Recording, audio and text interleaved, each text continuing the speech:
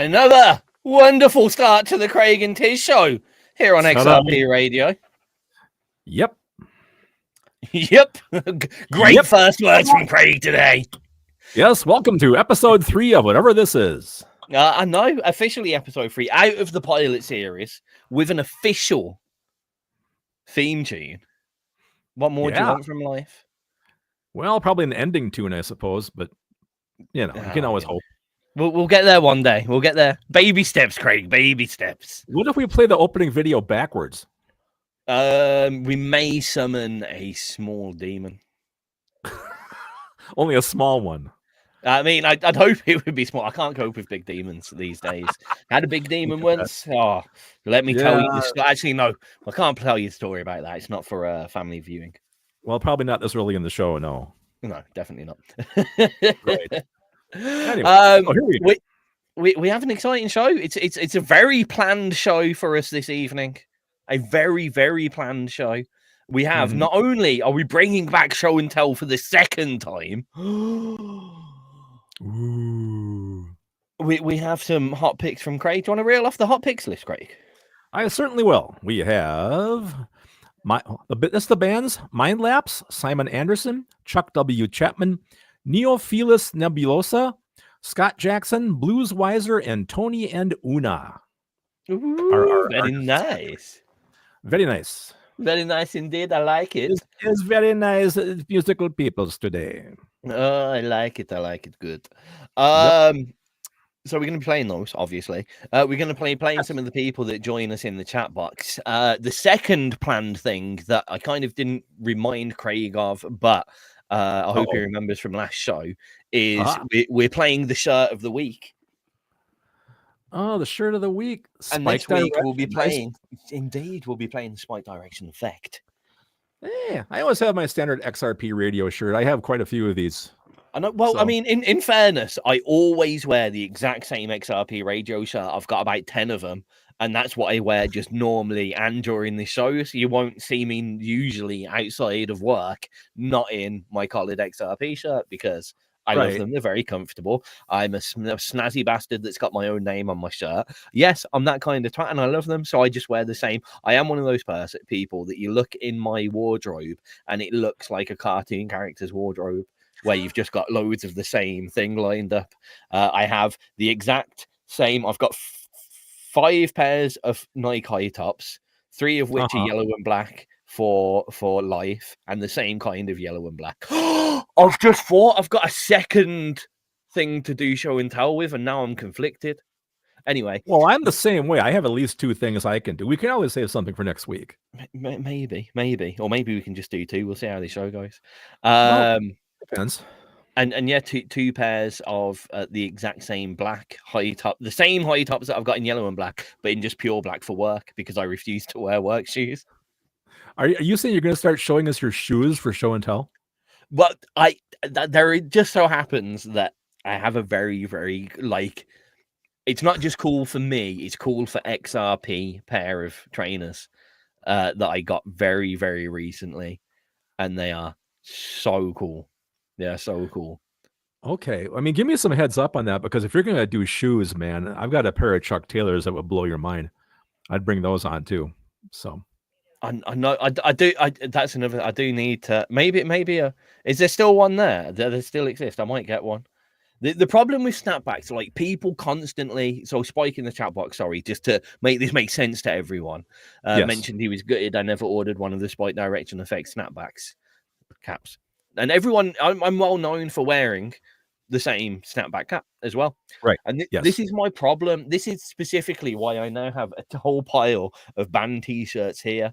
Like, I buy merch to support bands, and I do I love this t-shirt. I think it's a great t-shirt. It looks cool. Yeah. But again, I'm that stuck in my ways. I have wore the exact same pair of crosshatch jeans. I have, like, all of my socks are these socks, all of them. I have probably about 30 pairs of this exact sock. They're the only socks that I wear. My boxers, I have about 40 pairs of these exact boxer shorts. That's all I wear. No difference.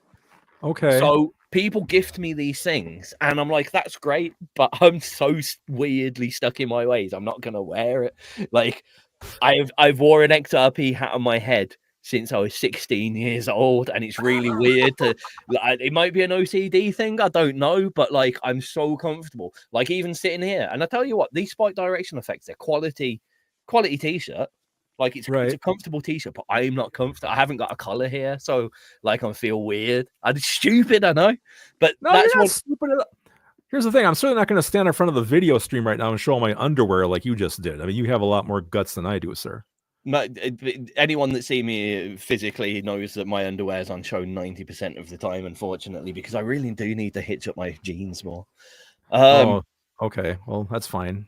It's not fine. It's not. I'll keep mine. I'll keep mine where it is. Thank you. You can keep yours where it is. Thank you very much. But yeah, so like I do really I like the cap. I saw it and I was like, that's a black and yellow cap. The problem is I'm not gonna like I'd buy it and I'd have it on the side with the intention to wear it. And every morning on my quick run out the front door, my hand would just naturally go for an XRP hat. Well, that makes sense. I know it's bad, but like now I'm trying to get comfortable, so maybe I'll buy a Spike Direction hat for the Craig and Tizz shows, and I'll come out of my bubble a bit just for the Craig and Tizz shows. But can you see me? I'm just doing this all the time. I can't. Yeah, I know. You got to have buttons. It is. I do like, and yeah. Well, I could start wearing, like Icebox Studio shirts, I suppose, and Cluxzilla shirts, but I don't want to. You know me, I can't stand shameless self-promotion. Oh yeah, you're terrible. That's not me.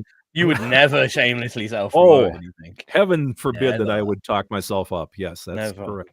And for those that I've got a couple of people messaging me on the side saying I'm an idiot. Right, this isn't me being fancy and being like I only wear this. Right, see this chain here, right? This is one of the things that I have wore since again I was about 16 years old. Right, this chain costs probably about £10 from Argos. It's not a fancy special chain. It doesn't look good, but I have always wore this chain with a shirt with 2 buttons down. That's one of my problems. I can't fiddle with my chain and stuff. But like, yeah, it's nothing to do with fancy shit at all. Fancy shit I'll show you in a bit when we do show and tell. But I think it's one of my vices. And talking about vices, wow, what a lead-in! I thought so. Very nice. Oh, it was like it was planned. I told you this show was more planned than you may think. I didn't know that was going to be, but okay. Yeah, maybe I look wrote at you it go, down. man. Maybe I wasn't.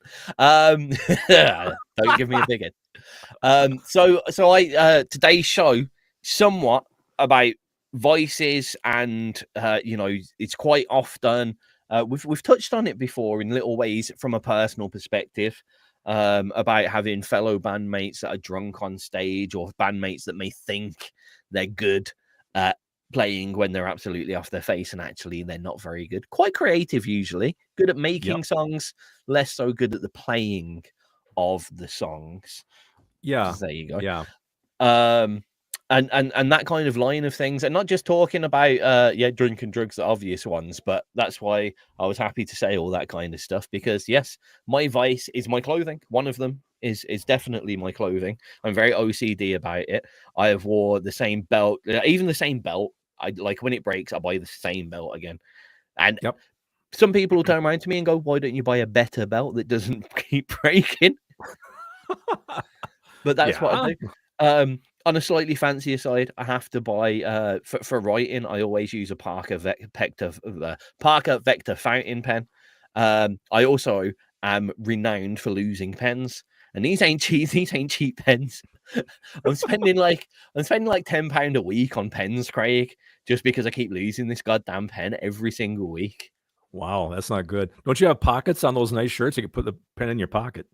No shirt pocket. And I tell you what, I learned very quickly not to have a shirt pocket, because the amount of times I used to have shirt pocket shirts, and I put my phone there, and every time I leant forward to get the toilet roll after I'd gone for a wee, my phone would fall in the toilet. Oh, classic. Yep. Not good.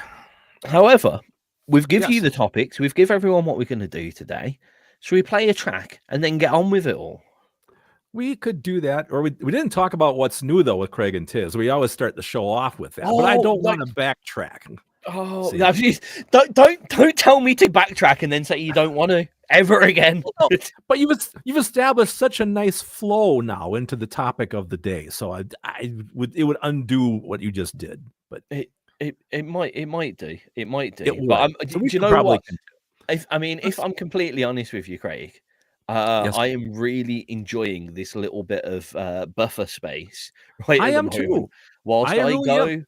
whilst I work over here and go and remember what the first track on the list is to make sure that I've got it queued up right. I mean, it's just a wonderful little bit of space that we're talking about right here. So I'm kind of glad you said about the backtracking or not backtracking, because that Okay. allowed me to go over there and find out what I need to know. The list? Yeah, I needed to go see the list of tracks. Guess it or guess not. But now I know what band we're playing, so now you can continue. With what? With the what? With the band or with the what's new with Craig and Tizz part? Which way round do you want to do it now? Should we do new? What's new, Craig? What's new with me? Yeah, well, I'm happy. I'm so glad you asked me about that. Let's have some Icebox Studios news. Give me some Icebox Studios news. That's exactly what I need for today. A week from today, next Wednesday, which I believe is the 11th, unless I'm wrong, will be the newest release from Icebox Studios, the long-awaited Dragon Riders from Craig Allen Hecht. Will be coming out next Wednesday. That will be wonderful. It's a wonderful Tolkien, Lord of the Rings-ish, Gollum and the evil ones in the ring wraiths and all that kind of happy shit will be hitting your ear holes. And then I'm also pretty much got the next track for July, pretty much about 70% written, ready to go. Then I'm also into September as well. So we are ahead of schedule. Sorry, schedule, as you guys say across the pond. You know, what do you actually say schedule over there? We do say schedule with a K. Schedule. Okay. SKED. Schedule. Yeah, that's how we say it. So there's that. There's that. What else is new? Oh, tomorrow night I will be in line at Best Buy getting my Nintendo Switch 2. Okay. That's going to be way cool. I'll be living in Mario Kart World for probably at least a month. That's coming up. I'm a little bit jealous of it. That's the only thing that is tempting me in any way to the Switch 2 is Mario Kart, because the new Mario Kart does look really good. But it's cool, man. Is it new console good? Knowing that I'm not actually buying the game, I'm just buying a piece of plastic that says I can play the game. Yeah, I know. Well, I should probably move ahead because people in the chat box are already talking about their vices. So I'm holding back on the vice part. Okay. Wrecker's talking about food is his vice. Which I'm hungry. I'm hungry. I haven't eaten yet. I'm on board with that. Where was yours? You always get your dinner right before the show. Where was that? I do usually get my dinner right before the show. Unfortunately, I wanted to come home and make sure there was a few things that had gone awry during the day, such as the tagging on the Facebook page that we spoke about earlier, and Mindlapse being a community hub or whatever that was. So there was a few little bits that needed tidying up initially when I got back, and when I first got back, like I didn't feel too hungry because I did have quite a decent lunch at work as well, and I had a big breakfast as well, so I wasn't massively hungry. So I got back and I thought, I'm just going to do that, and then I'll quickly grab a sandwich, and then I never grabbed a sandwich. Oh man, okay. And now I want a whole pizza to myself. I'm going to give you a chat box alert. You should see who just popped in. I have a feeling like I might know who did. Here we go. Now we're going to be in for it. No, we're definitely in for it. Now, if Connie is probably watching too, like on YouTube, and I don't know if she's even in there watching us, because this is going to be rough, man. Okay, well, let's stick to the plan. We should play a song. Okay, hang on. Wait a second. Am I rushing us now? I'm just saying we're doing. Oh, cool. You forced us. What you've just done here, Craig, sir. What have I done? You've made us do the what's new section, and only told anyone what's new with you. We didn't talk about you. I got so excited that I just spaced it. Mate, forgive my being rude, sir. Mate, don't worry about it, because I'm basically going to say. Ready? No, don't say it. Time. Okay, ready? What's new with you, Tizz? Absolutely nothing. What's the next track, Craig? This is by a band called Mindlapse, and the song is called Visions. Oh, I was almost as prepared as I needed to be then. Here we go. Mindlapse Visions. Oh, that goes straight in, doesn't it? Yep, sure does. Good start. Wow. Here we go, baby. Oh, good start. Good start. It was a good start.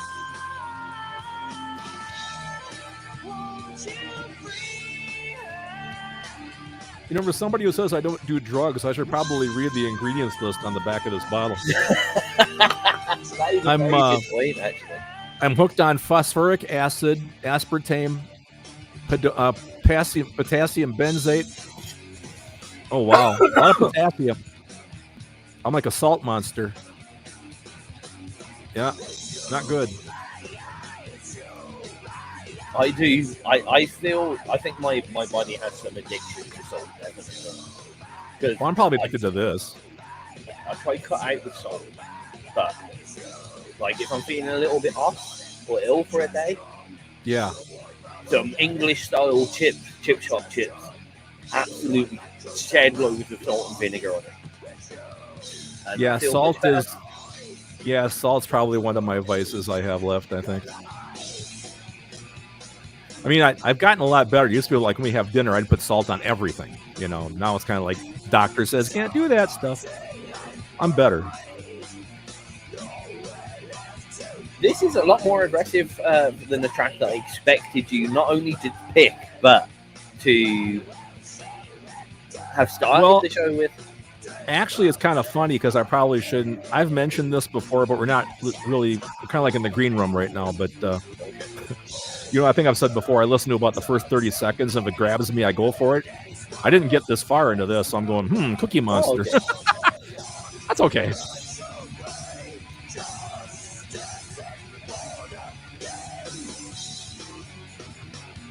Some cool riffs though there. I quite like it. The riff is really cool, yeah.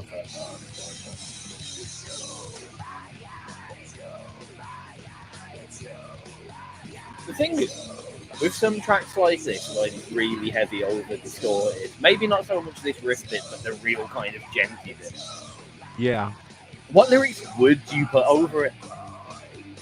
Like, what kind of singing would you, like, how would you have lyrics on this? With my sense of humor, it would be like the instruction manual for a new Toro lawnmower. Okay, I mean that would be funny. That'd be my what I meant, like how, like if because we say like we don't like Cookie Monster vocals sometimes. Yeah.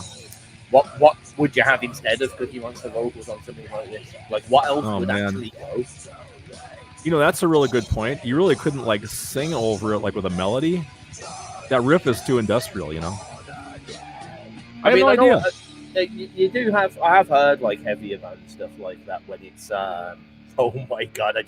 Oh shit! I just looked at the length of this track. How long is it? It's long. It's not quite Craig Allen Heck long, but these are sizable pieces. Oh! That guy could change his voice. What is happening here? This is a change. This is like a Sea Rage track.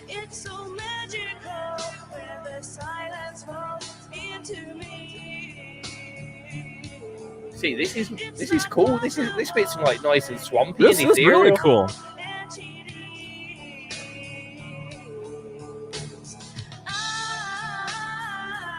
Nice kind of discordant vocal style as well.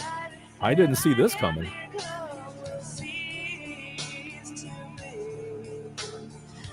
Yeah, this bit's great. It is.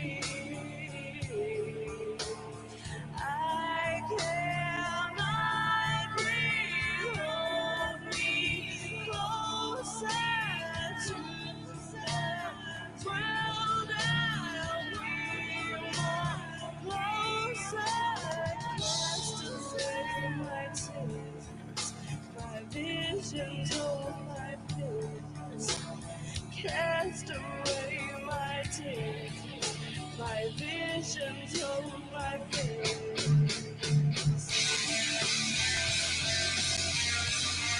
That's cool.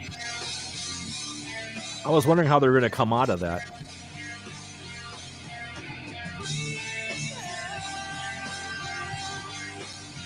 Yeah, this is great. The It second half of this track is fantastic. Yes.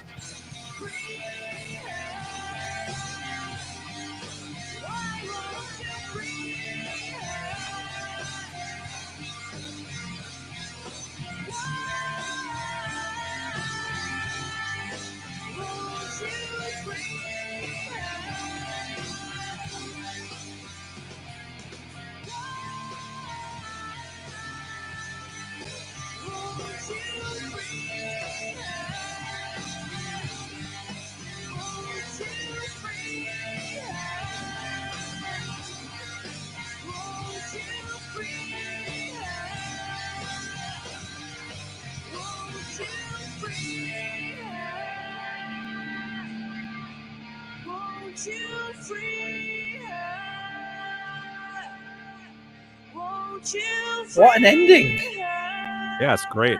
Visions, Mindlapse here on XRP Radio. Ooh. That was. Yeah, she is saying free her from her visions. Yeah, I think. yeah, that was really cool. That was a very like. Me and Craig liked the riffs and a bit of the production in the first half. You might have heard us in the kind of green room side of things. Yes, if you're watching us, hello. It's very nice. You're in the green room, so you'll hear us blathering over all the music. If you're not watching us, hello. You can hear us, and you'll listen to all the tracks uninterrupted, which is probably the better way of listening, to be fair. But some of you like to hear all the secrets. Ooh. But I like the rest at the start. The second half of that track, I feel, could do without the first half. Yeah, I very much agree. I would be happy to listen. I mean, that was a 7-minute long track. Yeah. Yep. So yeah, if you would double that music, you would have doubled that up. You would have had Captain Midnight. Yep. Yeah, but not quite as good. Oh, I'm now. Don't be putting words in my mouth, buddy. I said it, not you. Okay, thank you. That was my compliment. Thank you very much. Even though I might say half of that track might be quite almost as good as Captain Midnight. Which half? I'll let you get anxious over thinking about that all night, Craig. Now, see, people in the chat now have jumped us, and they're already talking about drugs, and we haven't really said too much yet, have we? I haven't even done a drug yet. I know. I mean, all of a sudden, the guys in the chat are just going for it. I'm sorry. We should almost be talking about this, I suppose. We probably should. We probably should. I just had to relog into the chat box to find what people were talking about, though. So a lot of people saying, which is a typical thing here. This a lot. Don't drink does help you lose your kind of, how do I put it, your inhibitions. That's a perfect word that Spike also used. I just noticed. I should just read stuff first. But too much ruins the performance. I'd also agree. You see this quite often. I would not drink heavily at all. I'd probably have a beer at a night until before I played, and then after anything's game. But if I was playing anything like violin, viola, any of those kind of instruments, no chance. I'd have to do it entirely as sober as hell, because microtonal instruments in the first place to play are hard as hell. So I'm not gonna put more barriers in my way to deliver that kind of performance. Right. Bass, which I'm a little bit more just naturally, I just pick up a bass and I never feel like I'm trying on a bass, which is a good thing. I mean, that's just years of practice in comparison to the other instruments. So I probably would have a couple of drinks maybe before playing that. Singing, being a front man, I have done absolutely twatted. It's a memorable night for me at St. Patrick's night with my college We hired out, and it was part of our college course actually to play Cox's Yard, which is quite a well-known venue, very nice venue in Stratford upon Avon. And we'd hired it out, and we had it for the night, and we were all doing like Irish classic songs and songs by Irish artists, Van Morrison. There was some U2, loads and loads of Pogues, obviously. And it was a wicked night, and I did it absolutely drunk. I was very drunk.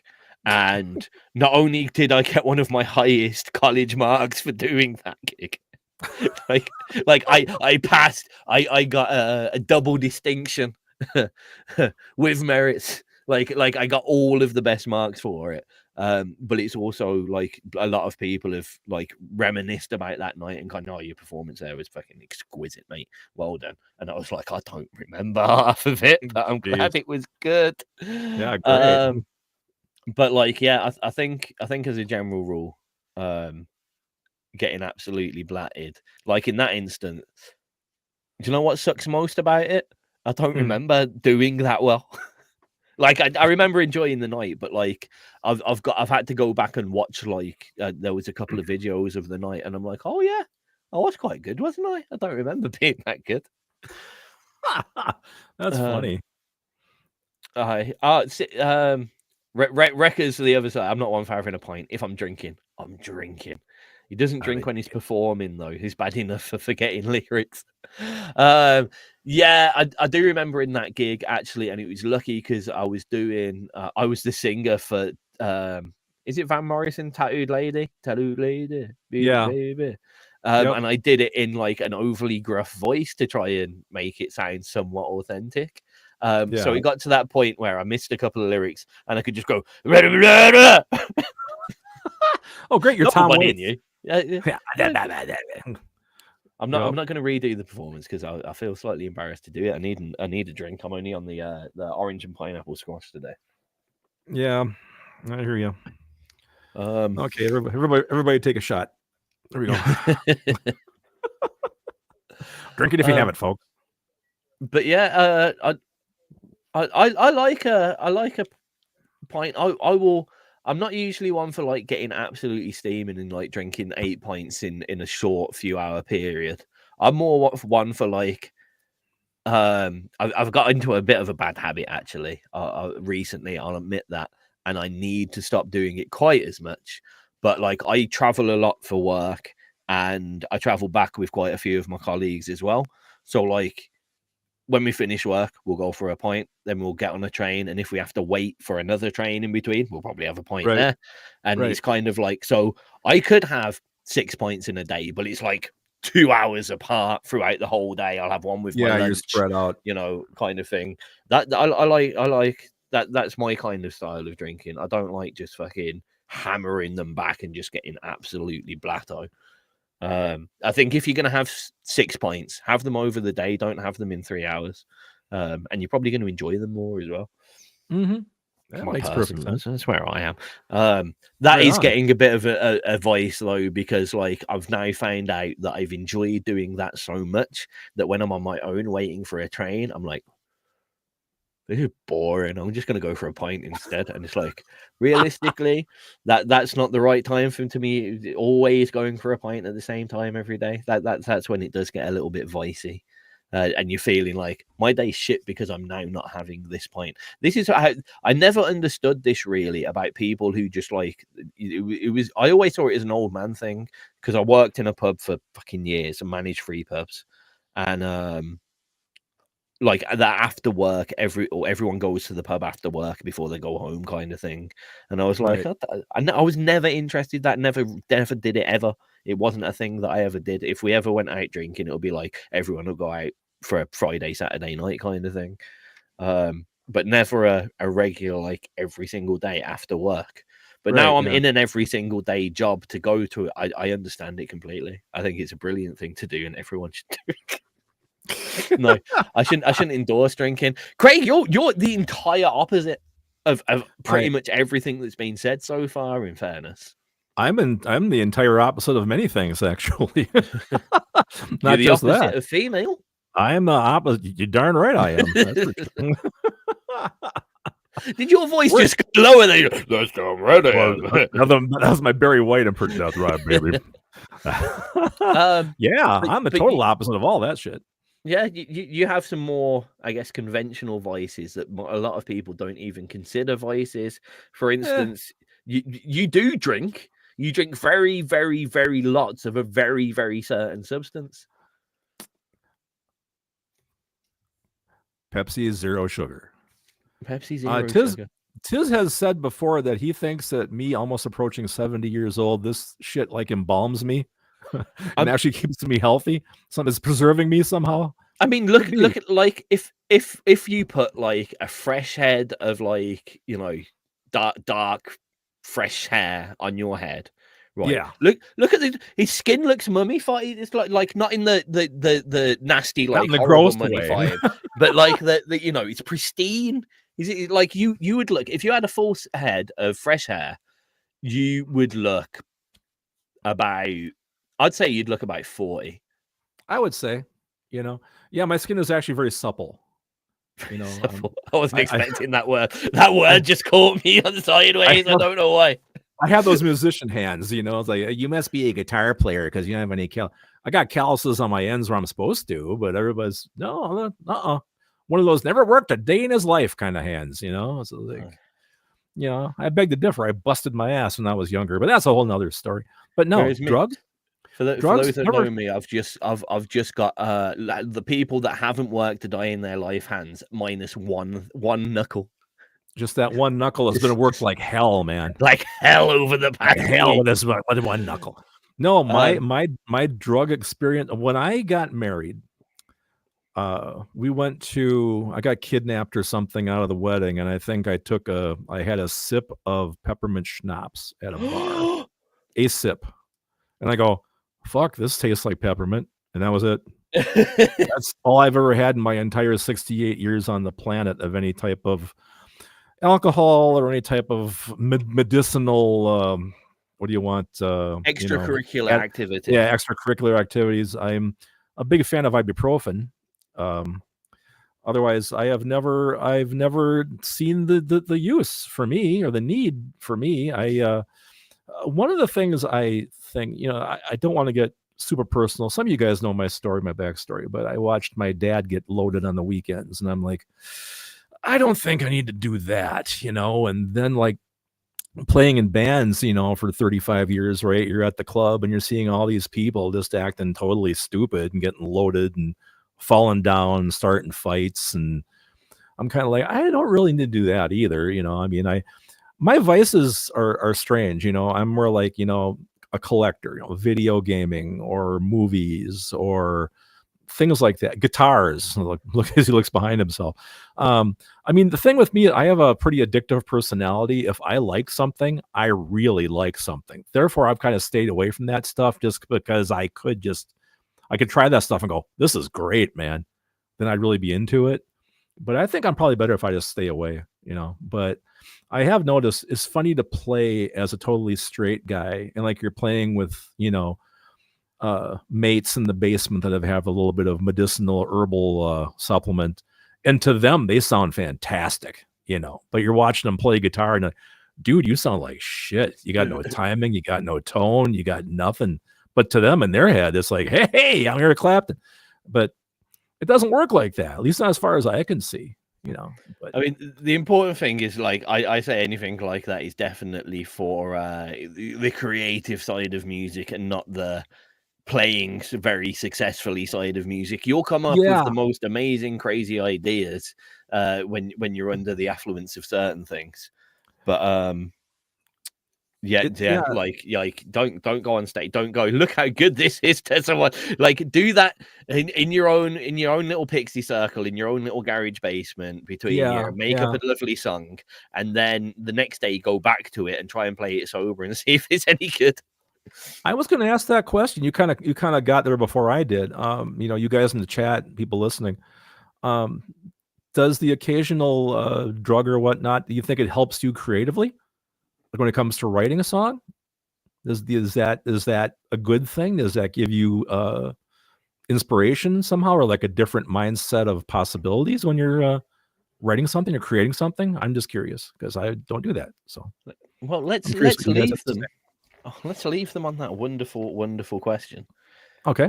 Then we can gather their thoughts. This is what I'm trying to do in my head, and I have never told you this before, Craig. But I'm thinking, Yes. get to a point like we did last time, and then we play the track, and then we can get everyone's comments whilst we're doing the track, and then we go into the next space. Like I thought that was good. Anyway, That was very good. Very, very visual. Yes. it sounds right. Sounds fun.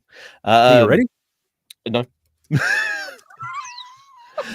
What I'm gonna ask now is can we start doing it the other way around? So you tell me the track first. But I have to trust that you're ready on the trigger. I'll be if I get the track first, and then you tell me who it's by, I'll be quicker. Okay, you're ready? Yeah. I said you're ready anyway. Let's see if we're ready. Now, from Simon Andersson, here's a track called Better Day. What did I just ask you to do? I did exactly what you said. I asked you to. What did I ask you to tell me while it was first? Yeah. What did I need? No, you went by Simon Andersson. This is Better Day. Oh, you know. Let's drink some more, kids. You know, we're gonna be lucky if we make it to episode 4, guys. This is Better Day from Simon Andersson.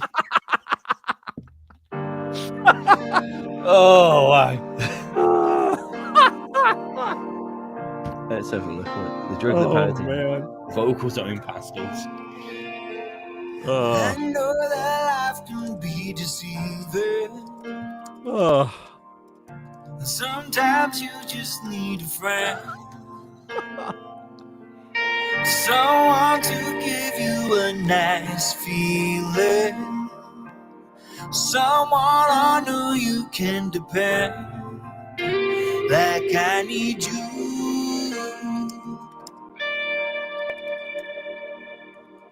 We may lose it all, but we're standing tall.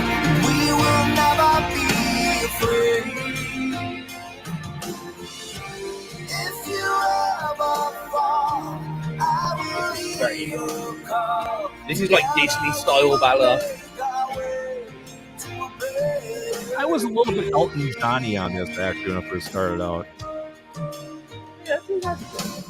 Sometimes it's hard to keep believing. I wanted a bit more of a variety in today's pick, so I think I have that. But I will be there if you need me. Yeah, if you're ever feeling lost, like I need you.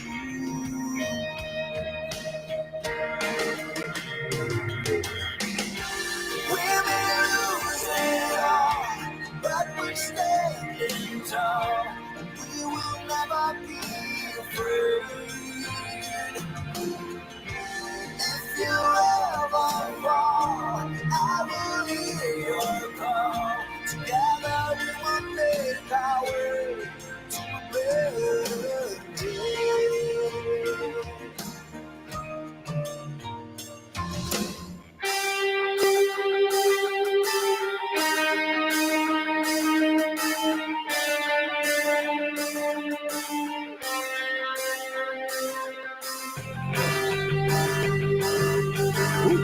That bass really cut through though. Yeah, wow.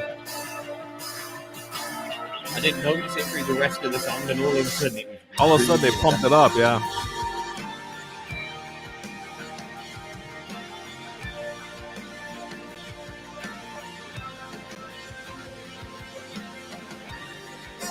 Interesting tone of use for the snare. It's not bad, but I don't know whether I like it. Yeah, It's very hollow. it really is.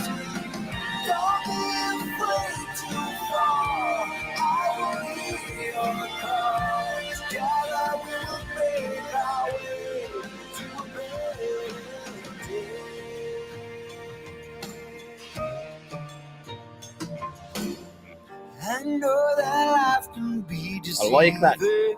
That comment that Rekka's just made. Sometimes Yeah, you I saw that just too. need a Trying friend. to twist that on its head. Like I need you. That's a fair point. Better Day, Simon Andersson. Very big ballady sounds from Simon. Yeah, it's a great track. Oh, I liked it. I liked it. Very big. Oh, not the interesting snare sound, but and the bass twang was great at the end. It was much different than the previous song before that. So a little bit of variety Yeah, for you. definite variety. Juxtaposing very well, Craig. Juxtaposing Thank you very very well. much. Someday I might actually make like an actual DJ. So back into it. Craig kind of asked the question just before we played that track. Does extracurricular activities, drugs, drink, or anything like that, does that enhance creativity or songwriting or things like that? Yep. Rekka went straight in with saying something which is quite true, because I think certain things can enhance creativity, but Rekka said something right. Lyrics come into his head all the time. Not saying I haven't had an epiphany after a few rums, but he's also had them when completely sober. I could almost, yeah. I've wrote quite a lot of music completely sober. It doesn't only come to me when I'm creative. I wouldn't say I make better music using drugs either when I'm creative. When I'm using, or when drugs are involved, am I better, more creative than I'm sober? I wouldn't say that necessarily either. So you're quite right to a point there, Rekka. Does it or does it not make you more creative than when you're sober? If you're doing it as a comparison, no, probably not. You're probably quite right, actually. It's an interesting comparison. I hadn't thought about it in that manner. Craig does most of his writing in the shadow. He's water. Your I let I let the water run on my head and just kind of stand there for a while, and then I get the best ideas there. I cannot understand why that happens, but it's strange. You know, it's funny what Recker's talking about here. You know what happens to me a lot is I'll write some lyrics or something that I think are actually very good, and I'll record them, you know, but then I'll let it sit overnight, right? Then I come back to it the next day, then I play it back and I go, this is shit, you know, or just at the time it was incredible, right? But then, like, sometimes if you let a song sit overnight, right, and you come back with it the next day with fresh ears, you know, it's kind of like, I mean, I've made some major changes to songs doing that. I mean, in terms of, matter of fact, the song that I have coming out, I'm shooting for with July's song. I had it all set to go. And then after I listened to the final mix, I go, I'm just going to take it back down to the drum track and restart the whole damn thing over again. So I can do it better. You know, I'm learning not to settle. I think that's important. It's a hard lesson to learn. If you guys have probably known for years, Tizz has been telling me to quit rushing. Yes. You know, take your time. You're not in a race. You know, when it's right. It's there right. was times where Craig would come out with. I think this is definitely one of your voices that you're only just getting off the or back on the wagon or whatever you're doing. Whatever you do. With is the fact that you're addicted to releasing songs. I think, I am. and you'd make a fantastic song, and then 2 weeks later you'd release another. Don't get me wrong, good song. But that fantastic song had no time to do anything. It was just like, right, forget about that one. Let's go on to the next one. And you one thing that you've done recently is you started going back to the songs and retelling people about them, which is great. Which is good. But now you're doing like monthly releases, which is better than like 4 daily releases, which it was at one point, as I remember. That was your idea. Like, you know, I had this great history of never taking your advice, but I took your advice this time. So it seems to be working well. Good. That's good to hear. Yep. Spike is saying here, great ideas only come to him out of the blue when he has no way to record them. So, right, people have been going on and on and on at me you've got to write some more music. You've got to write some more music, and I keep saying I don't want it. But there are times where I just get a whole song put together in my head. I'll be beatboxing something away, and I just have the whole thing in my head. And it's usually at about 2 or 3 o'clock in the morning where there is all I can really do about it, because I'm not very good at like tapping away little ideas on an iPad or something like that, or humming it into a recording thing or anything like that. I am in a house of my own, but like I want to get into the studio and turn the speakers on. And I can't, in fairness, I've got good neighbors. Not going to be best impressed if I'm cranking songs out at the stupid hours, and it's usually on a work night as well, where I really should be going to sleep instead of making music and all that crap. But yeah, definitely that's the main reason why I haven't made music, is because all the times that I used to live in a little studio apartment behind my parents' house, and that's where I made most of my music, because they didn't give a shit if I was noisy. Great neighbors around there, a little bit more space between the houses and thicker walls and stuff, which all did help quite massively. So I was cranking out tunes at like, and then I went to college, so I just made tracks. Music, college, uni, just all I did was make music all the time, because it was convenient. I went to the music labs in the uni and made music there, and the colleges, and I made music there. And I went to my mate's house, he had really quite decent little fucking rehearsal room in his back, so I made music there. But can't do it these days. Can't do it. No worries. Yeah. I should do some more 1 hour songs. Oh yeah, make some songs in an hour. That did kind of make me do stuff. Did you hear about the making tunes in an hour? I know about it. Yeah, I saw you guys. It was like a challenge thing, right, on the Spike show. Yeah, I remember seeing it. He'd release a topic that he'd got via. Where did you get the topics from? It was some randomizer. Yeah, I'd never be able to do that because I couldn't. Because the problem with me is being a guy, right? I have to, get a progression first, then record all the tracks, then mix it down, then get it up in an hour. That'd be pretty hard. You know what? Some of the tracks that were made during that were like whole band things, to be fair. Oh, yeah, I know. It wasn't just super produced and stuff. I guess you do have the more analog way of working, but I think James Doyle just strummed something out on a guitar a couple of times and recorded it on his phone. Like a lot of people did a lot of different ways, and it was quite cool. One of the things that I did, I knocked out on my iPad, I think. Oh, that'd be cool. Like a garage band thing, or yeah, I used GarageBand, and I used the onboard mic. And I played bass into it. Well, I put it by a speaker and played bass into the onboard mic and just sung in it. And it wasn't great, but it wasn't. It was just something, you know what I mean? And it did.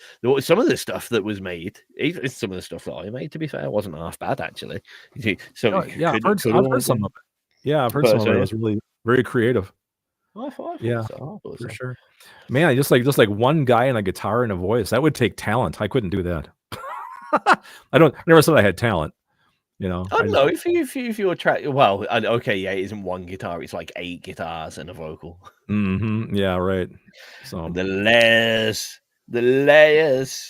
Yep, it's all about layers, man. I like all it. Right. Yep. So we've got a few things coming up still left in the show. We still haven't done show and tell for a start. Correct. And then we're just about an hour in. Band of the Shirt Day. Band of the Shirt Day. Shirt. Band of the Shirt Day? Put those words in the correct order. You know what I mean? Playing the Shirt of the Day band. There we go. No, band shirt of the day. Band shirt of the... No, I'm playing Shirt of the Day's band. Oh, we have to... Oh, duh. Hang on. Okay, playing the band shirt of the...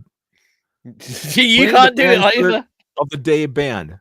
No, playing the shirt playing the Shirt of the Day's band. I'm playing... This is the Shirt of the Day. Playing the Shirt of the Day's band. And we're playing the band from the Shirt of the Day. Right. Man. That took a while. Can we just... Yeah. Tangent alert! Tangent alert! Tangent alert! Tangent alert! Tangent alert! Tangent alert! Tangent alert! Tangent! So, I think tonight is going to be shit. Oh, that's a good track. Right. Anyway, I think we'll play... I thought he was talking about our show. No, yeah, well, maybe. Right.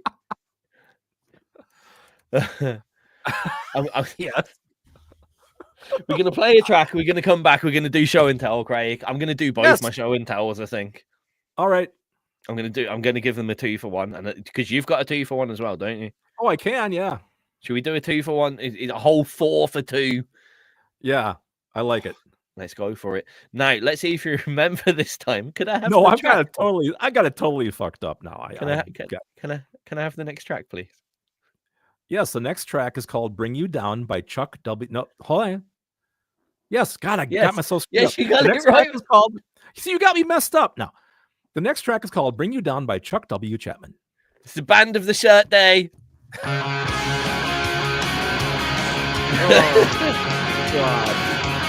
And Yeah, this is why I'm not a DJ, folks. We both needed a break there so we could make our mouths work properly again. My brain's not working. Right, I'm gonna go quickly get my other show and tell thing because I'm doing. I've got the one ready, and I feel like I should show the one that I've got ready. All right. But then the other one, I got excited about because I forgot about it. And I need to show everyone right now. It's not a pair of shoes, is it? Oh, it is a pair of shoes, and they're already here. Maybe I did. Okay. Good.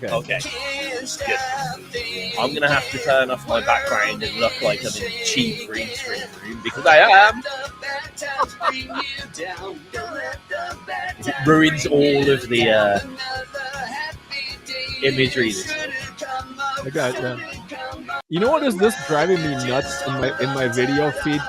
Behind me, over here. Let's see. Get my fingers up. Other side. There's a red yardstick back behind me in the background. It's driving me crazy. Oh yeah. Why is that leaning over like that in the picture? I don't like that. I gotta get You that out of put there. it there. No, I'm sure Connie did. It's probably for sewing stuff. Oh. Like, God bless it. Another illusion just gone. Like you're in this nice studio, and just to the side is a whole sewing room. Pay no attention to the man behind the curtain. All of the illusions just gone now. Yeah, this whole show is just run by technical wizardry, folks. I mean, at least you don't just have a random box of. Actually, that's another thing that can come for show and tell at one point. Hopefully, no one can recognize what it is down there. Well, you know, I could take my webcam and actually turn it over to the rest of the basement. You guys can see what else is down here. I mean, it's not as impressive as behind me. I love how you've staged your studio. You're in like a flying V. You could have always been in a flying V of flying Vs. It always looks like that, though. This is just the nature of the beast. That way, everybody's in their place, and I know where things are if I have to grab them. I love it. Yeah. The only thing behind me is my audio rack. Back there is my MT44 Yamaha foot track cassette deck, baby. Well, I think he Spike's here now, and I think he'd be excited about that down there as well. Probably. I have too many things that I want to show and tell today. I'm too excitable. We got another hour. I mean, I don't know. You might have to come back next week to come see that. we could Or he's go going to figure out what it is before it happens.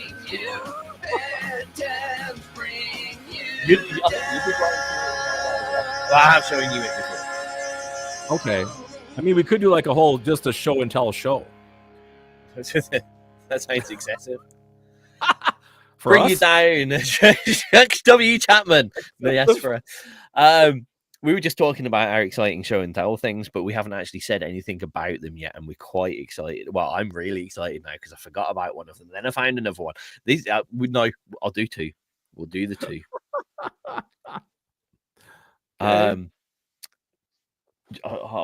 you have a coin? I'm trying. Who goes first? Don't. Amazing. My pockets are empty, unfortunately. Let's see if I can find a coin flip. Coin flipper. Oh, no way. Google's just got a flip a coin thing. Right. Okay. Oh yeah, it does. That's right. I forgot about that. Right. Where's now I need to show everyone the coin flip. Oh god, this is why did I make life so awkward for myself? Because you enjoyed the challenge. I do. Well, if I can do it once, then I can do it twice a lot quicker. And every further time that we do it, it will be. Well, you'd like better. to think so. One would hope. Yes. Right, I need to get this just in frame as well. Let's just get this perfect. Right. Okay, bye chat box for a second, so we can have a little coin flip. Oh, I'm bigger than you. Ooh. We're in the video too. Oh, that's exciting. Oh yeah. I forgot what you on about that. Why can't I get this? Ah, there we go. Share. Add to Drum roll. stream. Right, is a coin flipper. Okay, do it. Heads or tails? Heads. I'm doing the drum roll. I'm first. You're first. I'm You're first, first. buddy. Right, we'll get rid of that for a second, and Okay. we can both be big. No, I'm Because very that- small. Okay, I'm That makes sense, so people can Yeah. see. So my first thing even comes in its own little secret bag. Well, it's not very secret because it gives it away a little bit straight on the front. Is this Stormy Tormy Oh, a Tormy. I cool. know what that is. electroacoustic? I know what that is. This Look at this. Dun dun dun. This, Whoa, look at that. everybody, is a handmade ribbon microphone that works off a standard desk XLR Phantom Power. Wow. Very cool. The tone from it is exquisite. It is literally handcrafted. It works fantastically, just straight into a desk. No ribbon tubes, boxes, anything like that. Just this into your desk, Phantom Power on. You've got a fantastic sounding and loud ribbon microphone. That's really cool. This was It's made. a pretty. Oh, carry on. Sorry. I was going to say it's a pretty green color too. It is quite. I do the new ones. The new ones, I really want one already because they are a very sleek black and grey. But it's a cool British racing green, that I'd say. Yeah, that's nice. It was literally hand assembled, and it was one of the very, very, very first ones that they did of the. This is the VRB8 Mark II, and it's lovely. It's very nice, and I will be using it during XRP shows. Once I need a boom arm that can hold, because it's a hefty. It looks heavy. Yeah, it is heavy, and it won't sit on this boom arm. So I need one of the thicker piston powered ones before it can be a regular in the show. Wow. The sound for, I mean, it's great for vocals. If you're doing you don't shout down it, obviously you'll break it. But if you're doing sweet vocals, it's great. It's also fantastic for strings. The sound that this gives violins, violas, acoustic guitars is astonishing. And because it's got the higher raised top as well, it's good for positioning. Mm-hmm. That's amazing. Quite a way. Standard 8 cardioid, just in case people were worried. Yep, that's the pattern. Yeah, that's cool, man. Yes, one of that is probably the coolest microphone that I own, and I have quite a few microphones. I like microphones. There's a vice for you, kids. There we go. There's another one of my vices coming out. I guess it's just your turn now. I don't think we need to flip a coin anymore, do we? What's gonna go? So okay, we each have two. We're gonna go back and forth. Yeah. Okay. I was telling Tizz about this before we started the show, but I kind of fell down the rabbit hole of Lego minifigures. And I'm a Marvel guy, right? So went to the store, and I've got, here's Doctor Strange in front of the camera. There he is. Oh, Doctor Strange. Cool. And then I've got, let's see, Iron Man.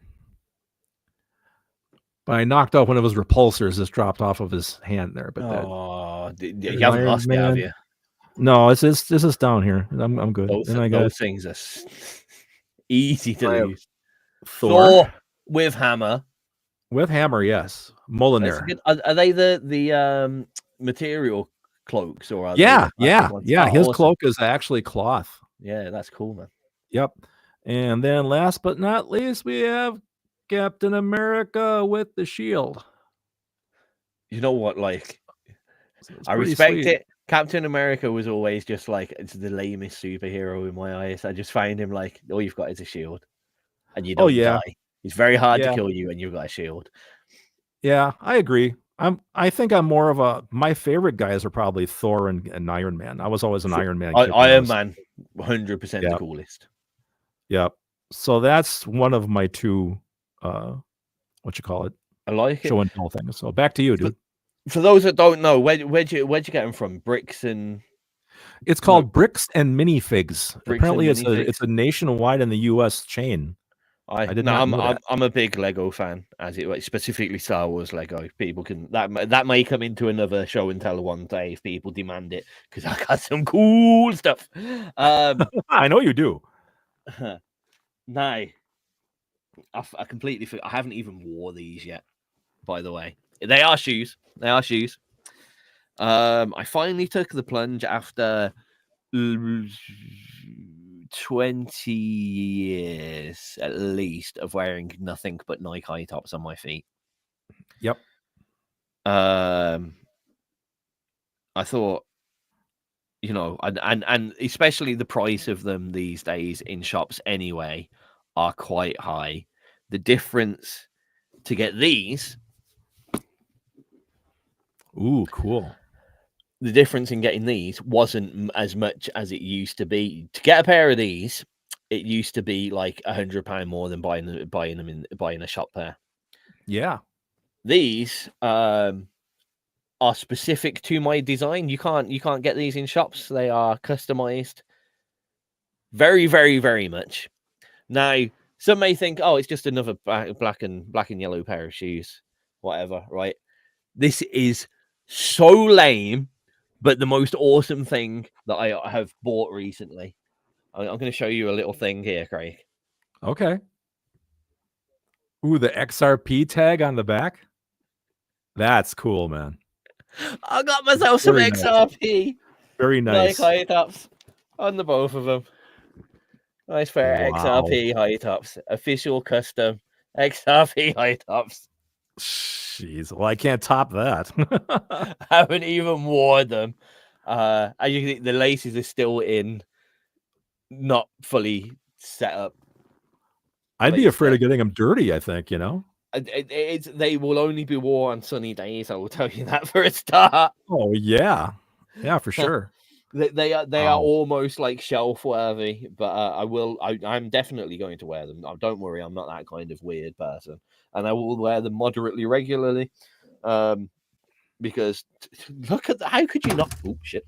Oops! Don't break those, man. Luckily, you can't break shoes. How could you not want to wear them all the time? It's very those difficult.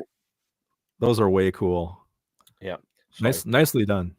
Thank you. I thought Yeah. that was a good show and tell. XRP Yeah, high very- top. If anyone wants a pair of XRP high tops and wants to part with cash, I can get them sorted for you at any time. Well, there you go. They are expensive. I will tell you that. I'm not going to release the price of those quite at the moment. Could because it's embarrassing. one shoe say Craig and their shoe say Tizz? We could get some Craig and Tizz Show shoes. We could. There you go, man. We could actually do that. I could It's a no-brainer. potentially I could get them with us on them and everything. The graphic. I could, yeah. They could. Oh, that'd be pretty good. Yeah, I'd have to get. They wouldn't be official ones. Those are from the Nike custom shop. Yeah, but I know yeah. a different shop that we could actually get all that done by. That'd be cool. Yeah. Yep. Neat. All right. I guess I've got the last one here. This is I guess saving the biggest for the last. This thing is really big. Let's see. This is a video game thing. There's a company out of the UK called Bitmap Books, and all they make is gigantic bound hardcover video game books about retro video gaming. And these things are like 400 pages a piece.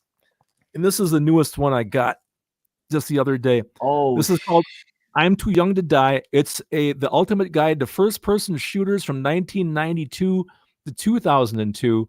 there's fantastic. two volumes of this. The second one goes from 2002 to like another 15 years out. This starts out with like Wolfenstein 3D, goes into like Doom, and goes from there. And it's full color photos. I really can't the room That here. is a thick book. It is huge, but graphics like that, like that's Quake, I think maybe. Let's see. I can't quite see, but anyway, you get the idea. But these guys also have. There's a book on run and gun shooters like Contra and stuff like that. Okay. There's also a book called Go Straight, which is about beat 'em ups, like old beat 'em ups, like Streets of Rage or all those type of games, Turtles, those type of things. Okay. So Bitmap Books, I'm not endorsing them or anything, but check them out. If you're a retro video game guy, these books are just incredible. That looks like a very cool thing. If Really cool, we're going to keep doing this show and tell thing, we might have to start reaching out and getting some endorsements because, like, yeah, that'd be nice, wouldn't it? If anyone buys any of this shit, right? I mean, these great products. I've ruined it already, haven't I? If anyone wants to buy any of these fantastic products that we were obviously very excited about, yes. go and buy them. Ask us for them. But when you buy them, tell them that you heard about them on the Craig and Tizz Show. When there's that box. There's always that box. Where did you hear about us? Craig and Tizz Show on XRP Radio, right? Yep. You know what? Yep. Even if you don't want any of this stuff, go to these places and go, oh, I found out about these microphones on the Craig and Tizz Show. I found out about these books on the Craig and Tizz Show on XRP. Right? We think they're really good. Just help us out, see if we can get a little endorsement off it. Yeah, right. Yeah, give a brother a break, Yeah.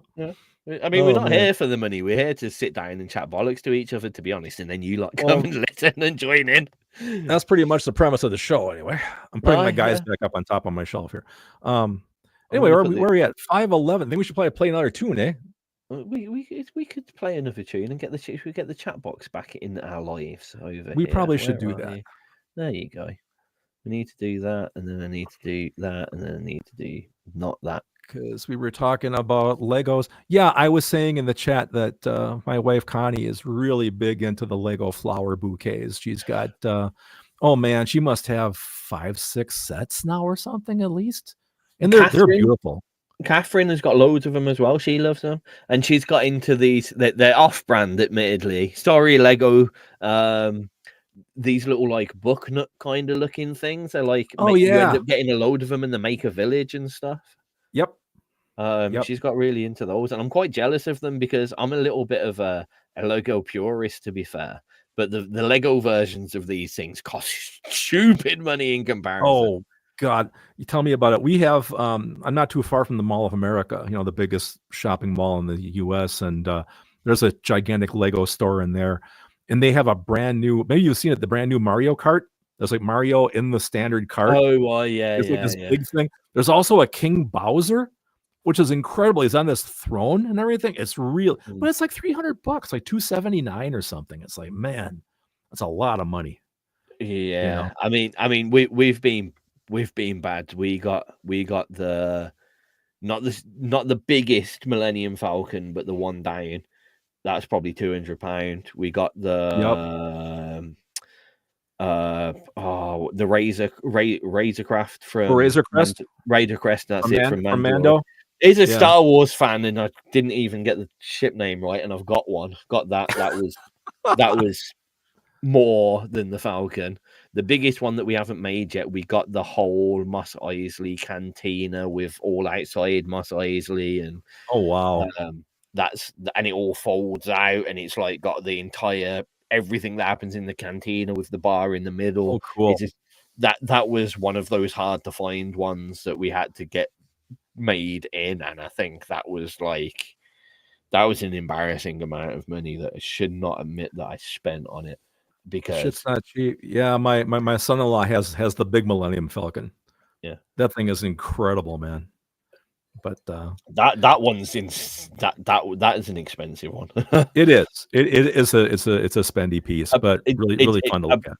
Apparently, it's a great build as well. I think my brother got that one, and I was really pissed off with him because I only just got the smaller one, and that's what my brother did. But That's what my brother does. But yeah, I mean, I've really enjoyed, and I've liked the fact that that Lego have kind of embraced some of the funny stuff. Like, in a lot of them, there's the hidden red cup and the little Easter eggs Right. that they put. Like, you only know they're in the build if you've built it, because it's hidden under a thing somewhere. But all Right. that kind of stuff, and the little Easter eggs that you find as you're building them, and the little kind of parody aspects that they add to, like, the Star Wars ones and the Marvel ones, where, like, I know in a lot of the big Marvel builds, there's always why can't I think of his name? Stan Lee? Stan Lee. Oh my god! For some reason, Did I get it? I Yeah. guessed. I don't know. Yeah, Stan Lee. Because I don't know if everyone knows this, but in every single thing up until, because he did die recently, didn't he? Or did he? He not? did. He passed away Yeah.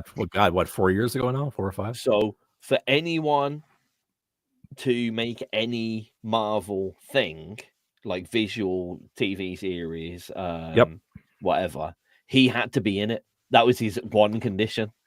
That's right. So in every single film, you will see Stan Lee somewhere, and in games as well. And you'll see him in all of the Lego Marvel games. Yeah. Connie was just building, it's this big Mickey Mouse head. There's a kit called The Magic of Disney, and it's like Mickey's head, and his arms are spread out and like little figures around him. But inside Mickey's head is Woody from Toy Story, a picture of him. You're never going to see it, but she knows it was in there when she built it, like a little Easter egg piece. I love stuff like that. Yeah, I think cool. that's stuff like that makes. I have done a few of the off-brand Lego things like way ago, and I didn't really like them. I don't know. I'm fussy. I'm a fussy little asshole. But I think that's what really sets them. Makes it almost worth that little extra money, the experience that you get whilst going. Because it's not just like, oh, there's the red cup. Like, quite a lot. There's the pink brick and the red cup, and there'll always be little fun things about the characters that are in them, and just little fun stuff. The way that all the stormtroopers' guns from a lot of the original cast were just skewed. That's just a funny little thing, and you only know it if you've put them in and go, hang on, that's just a little bit. Oh, that's why they can't shoot. This might be a tangent alert, but have you played the Lego video games at all? Sometimes I wonder if you ever listen to me, Craig. Yeah. I don't. It's okay. Continue. I was literally just talking about the Lego video games. Like, literally. No, I was. Oh, you were talking about Stan Lee in the game. Okay, sorry. Duh. No, yeah. I love them. I think they're great, actually. They are good games. Yeah. I got some I haven't played. I have like the Skywalker Saga. It's supposed to be really good. I have that on Lego games. I haven't played it yet. What I would say, the Lego Marvel Superheroes one is amazing. It's like proper open world. There's loads to do. Imagine, kind of GTA styled, doing your little missions here and there, or whatever, but with a strong story that brings all of the heroes together. You can collect all of the heroes as like every Marvel hero as a minifigure, going down to even like Venom and Carnage are in there. And that's a great fun one, and you can play it with it's hop in hop out multiplayer. So it's like, say if you're playing and then someone sits down next to you, and you can they'll just grab a controller and hop in like you used to be able to do in like jump in, right. You know what I mean? Remember when you had the two player arcade games, and someone could just chuck in their, what is it over there, quarter and do it, and they join you in the game. So like that, It's great for playing with the kids as well. Yeah, no, I rate it. Yeah, nice. 90 Sandrock. I had all of the old ones. I haven't tried many of the new ones, the Gundam kits.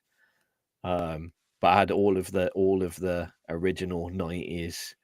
And do you know the worst thing about me back then? I made all these things. Like, I had loads of things like Gundam, and I made them, and then I kind of grew out of the cartoon for a bit, and I thought, what are these flimsy plastic things? Fuck it, I'll just throw them in the bin. And then I saw the price tag on eBay 20 years later. Oh man, yeah. Well, to be fair, we didn't know the amount of stuff that's going to be a whole other show in itself. I think stuff you've thrown away and then realized it's worth having. That's a great idea for a show, actually. Yeah. Yeah. I had a Charizard card, a decent quality Charizard Oh card. man. And yeah, I traded it for every other shiny card in the original Pokemon thing. Oh wow. Yeah. You know, the one that gets me is like all the stuff I've ever lost. I mean, when I was a little kid, I collected comic books. I mean, big time. Starting like when I was 5 years old, right? I had like Fantastic Four 1, you know, first issue, stuff like that, because I was a big Marvel guy. But all that stuff, when I was in 9th grade, there was a big flood in my house, and I had all my comics in cardboard boxes in the basement. They got ruined, all of them. And they'd be worth so much money now because I took care of those things, but they're gone. I'd make people cry by this one about comics. So me and my brother, we had the 2000 AD comics, Judge Dredd. Yeah. Yep. Had everyone from number 1 to I think number 1,000 or whatever ridiculous thing it got up to by the age. I think I was about 14. Yeah. And that's a lot of comics. And then we had a lot of Dennis the Menace and Desperate Dan ones, which are like classic British ones. Okay. And what was the other one? Oh, Reboot. Look, all the Reboot comics from the first one to the last one. Yeah. As well. Okay. Had those. There was another set of comics we had as well. And they just took up too much book space, and we didn't have enough room when the world started getting into computers, and we got to have a TV in our room and a PlayStation in our room, a little video player. And we didn't have room for all these comics, and we just chucked them. Oh man, just threw them away. Oh, that's bad. Threw the lot away. Wow. Yeah, that's pretty sad. You know how much a full set of 2000 AD original issue comics are now, Craig? Not a clue. Not a clue. How much they are? In decent condition, which we kept our comics in decent condition, to be fair. Apart from the odd one or two that we had to procure from a charity shop or something. Mm-hmm. It's literally worth like £2.5 million. Wow, that's insane.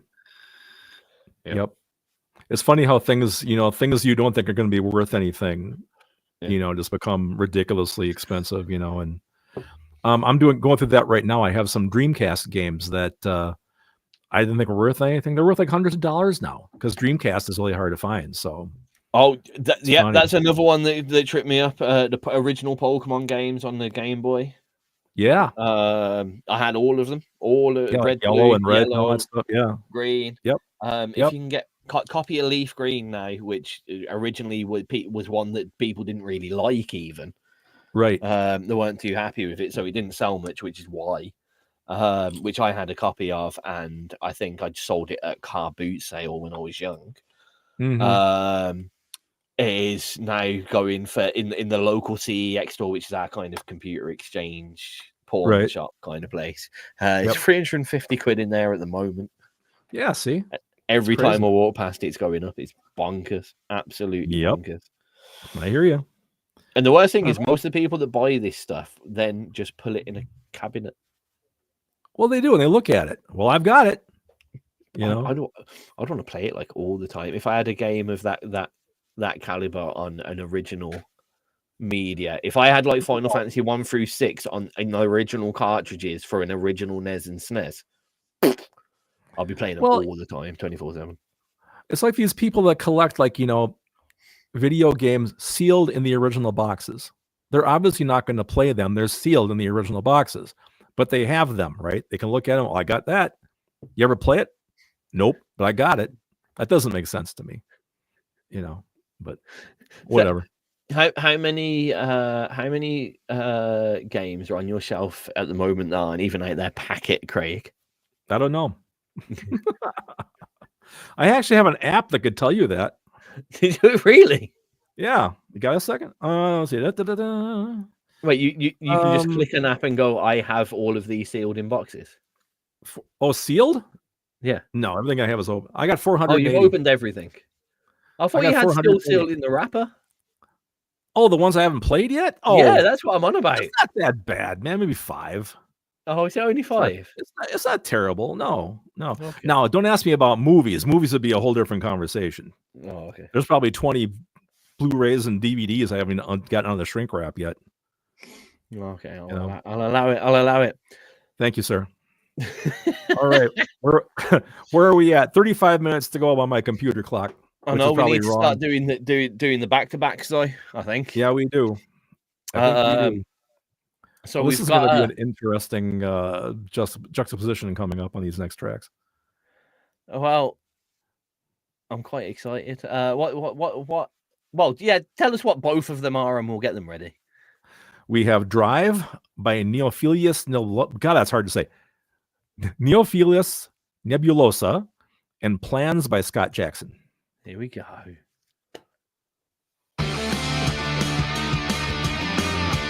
We did the nerd bit earlier. Yeah, we did. Inadvertent nerd bit.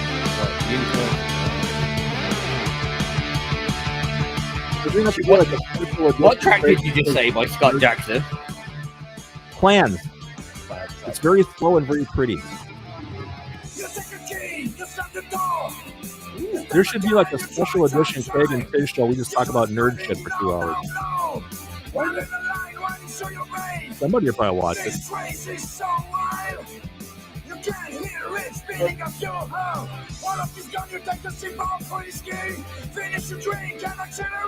They're getting involved in it. Or just want to say it like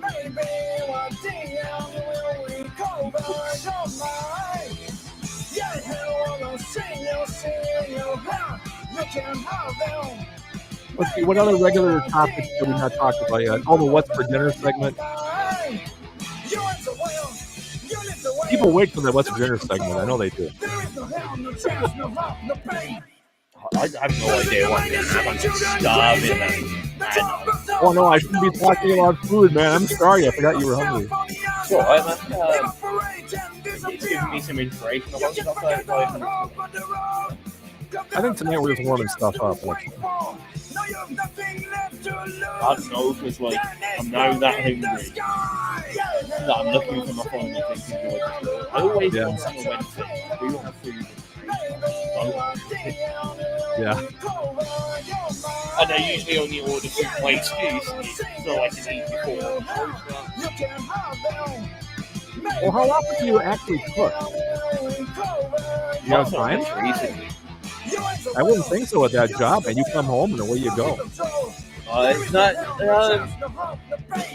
When I was starting, I was. Well, I mean, like even a month ago, I was like, I'd get back home and cook my food, and whilst I'm cooking my main food, I'd be cooking my lunch for my lunchbox for the next day, and I did that for ages for a while. But my problem is, work's being so unsure. And like, if I'm not with the team with a car, I've got nowhere to put my bag, and I can't be tapping the door with a lunchbox on my bag all day. But it's not comfortable, and it's awful. So for about 2 weeks now, I've just been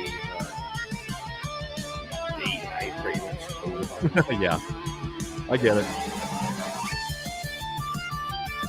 Waking up a bit too late to make breakfast here, so I'll go out and I'll have like a roll on my way to lunchtime, eating wherever's local.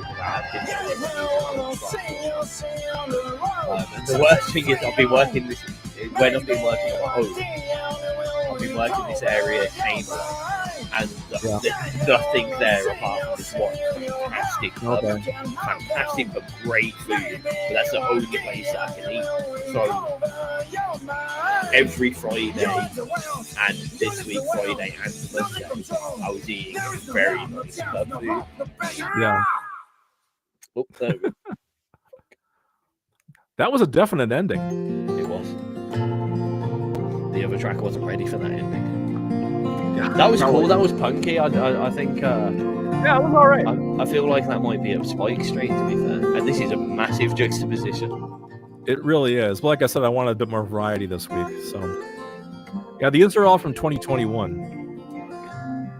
So what are all your plans? How will you afford to keep on living? fall in love again. What about do to write something like this? I haven't done a good acoustic ballad song in a long time. Hidden, no. Kind of inspirational.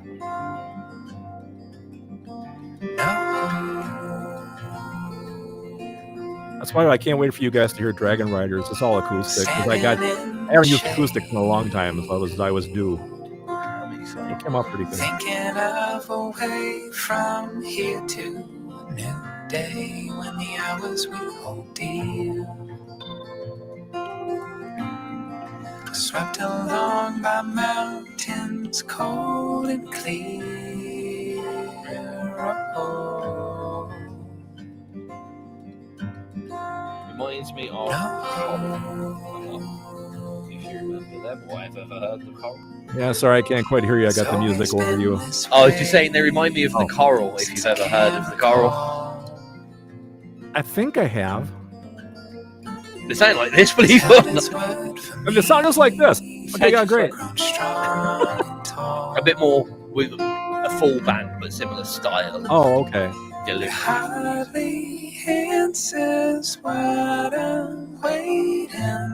me a lot of this. You should remember from XRP, Ardent John.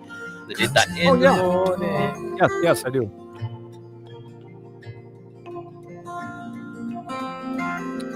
What is that in the background, like electric piano? That's all I'm hearing anyway. It's like a Yeah, that, yeah. That's very prize just out of reach.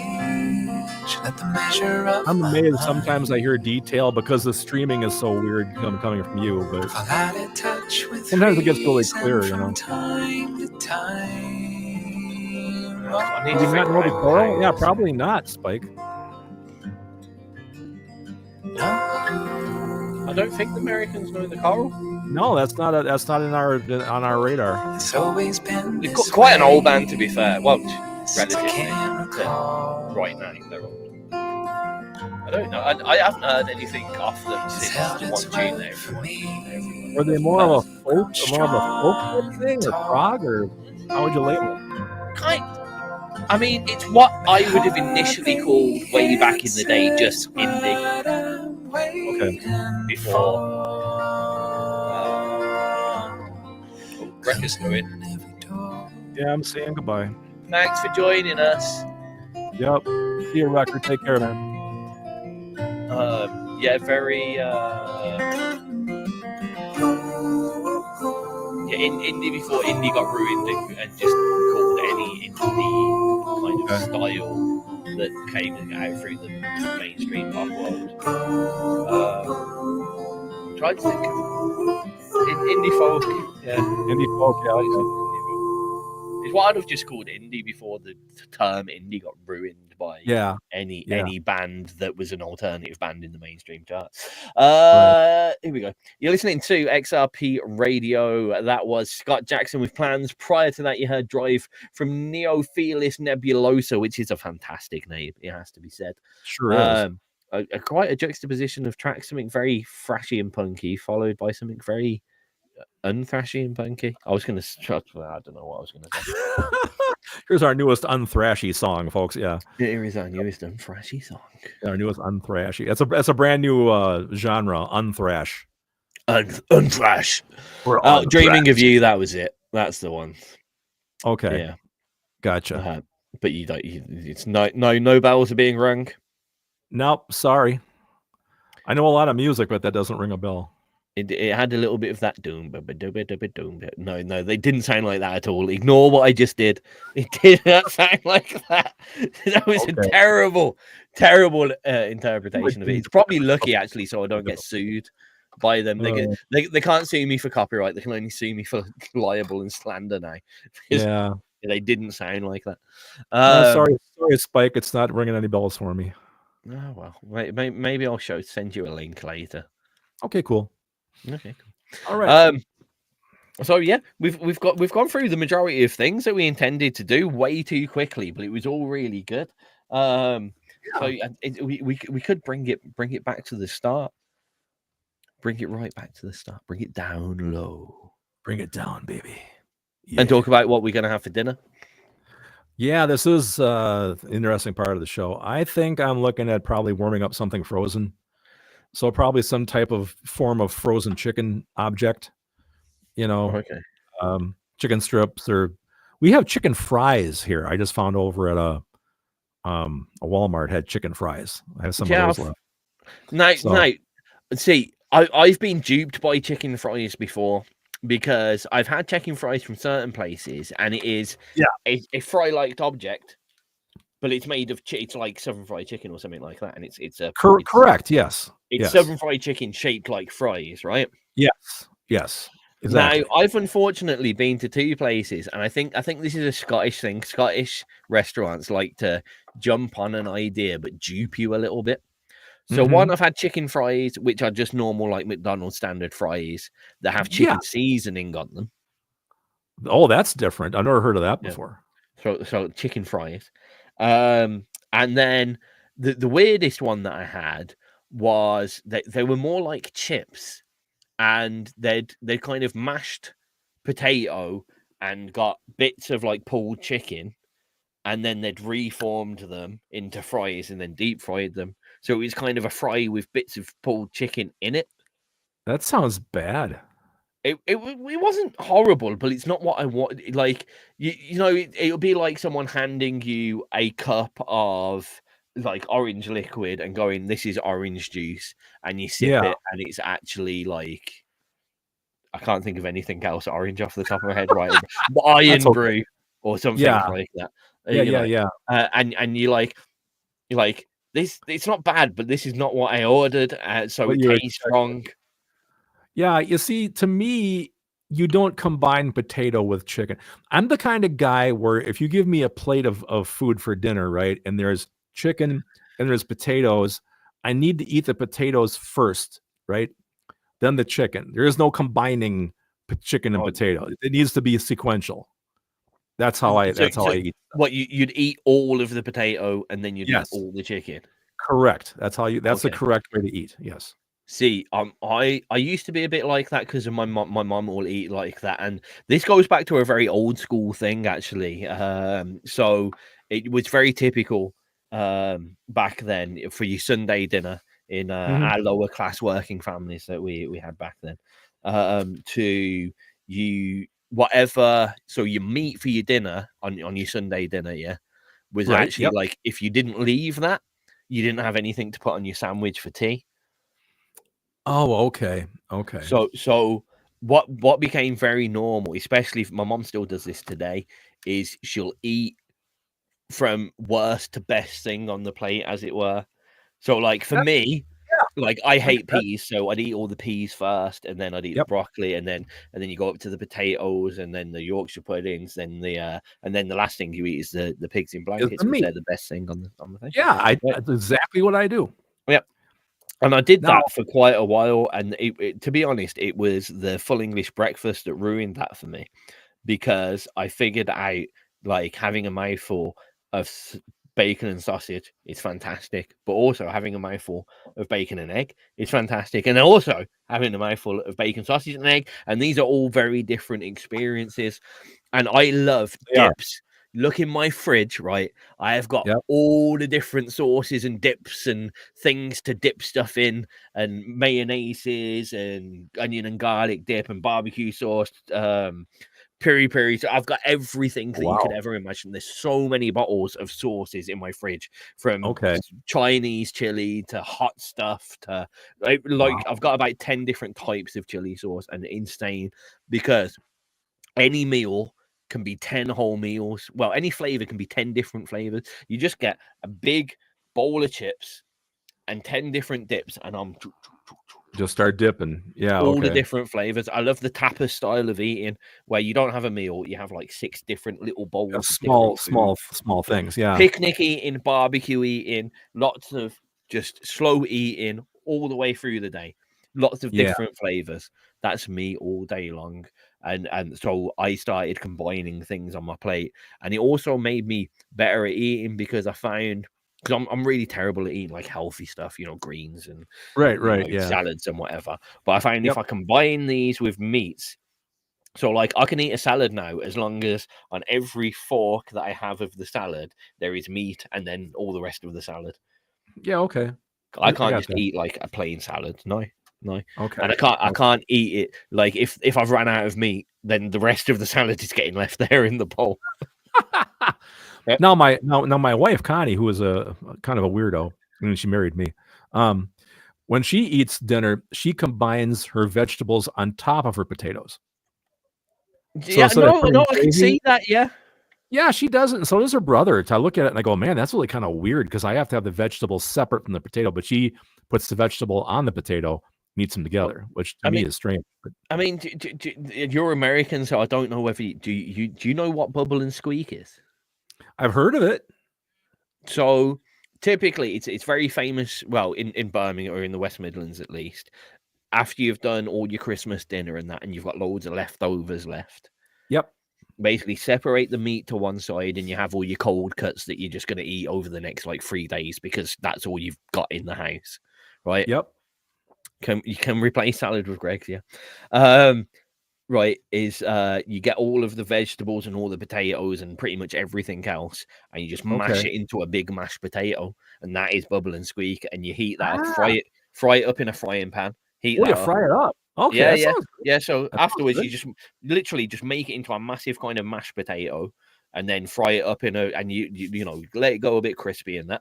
And you just have that and cold cuts on Boxing Day typically. And that my dad's birthday is on Boxing Day, and he insists that's his birthday meal every year for however old he is now. He has always had bubble and squeak on Boxing Day. And it is cool. So and I'm pretty sure it would have came from doing exactly what Connie does. Yeah. Like, okay, I put them on there anyway. Let's just make that a meal. That's great. Well, cool. Right. See, I learned something. It's a very informative show today. I know we've gone all over the place today, so it's weird. Dude. I love how unmusical this show becomes. You know, and that's a funny thing. But then again, we never really set out to say it's a music show. It was never a music show. No, it is to a point. We play music, we talk about it, but well, I mean, if we're being fair, the very original concept of this was basically us raving about all the shit that we didn't like about the music industry, hence its original concept name, The Music Industry Discussed, because we were disgusted in the music industry. Yeah, it was that disgust, not the disgust you originally thought. It's a clever name, and I must use it again. It is clever. And then we realized that we chat shit way too much. Well, you know, I mean, we haven't been shy about this. It's basically two good friends just catching up on how their week was going, and we just decided to make a show out of it, really. And if people like it, you know, cool. So there you go. You know, I was thinking not to dictate the thing of the show, the flow of the show, but we should probably play Spike's new track. You are wearing his shirt. I really should, yeah. I really should. We should probably do that before we get too carried away here. I'm not going to lie, I did almost forget about it, and that would have been terrible. Yep, that's why I'm here, man. I'm your faithful sidekick. Are you here? Spike's going to be here.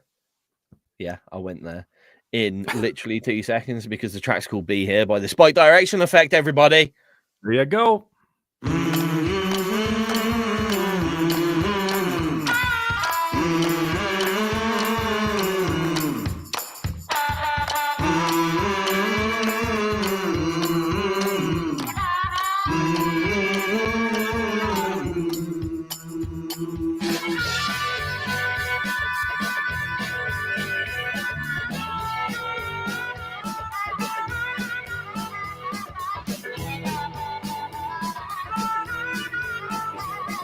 This is great. This is fantastic. Nobody plays any harmonica on XRP, man. You know, there's no harp anymore. We do need to get some more. Well, no, saying that, we had some Danny R and Paul Gillings last week. Yeah. The man with probably the most harmonicas that I have ever known. And one of them is literally this big. Oh yeah, the gigantic one, yeah. The world has has changed so much since yesterday. Get your Spike Direction Effect t-shirts just like me, you silly sausages. Here you go. There's probably a link going on in the chat box that Spike can put there. Yeah. I don't want to be here anymore. See, I've realised I can get away with saying that and then put it on there and then it's officially on the video. So other people can see it. It's right. Yep. Yeah, it's great.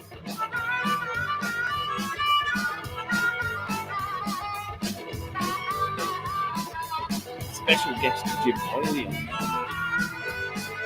No, Jim knows how to blow, apparently. My God. That's what she said. Ha ha ha! I didn't go there. You can always trust me to lower the phone. You can always trust me. Yeah, lower the common denominator of the show. Good job, sir.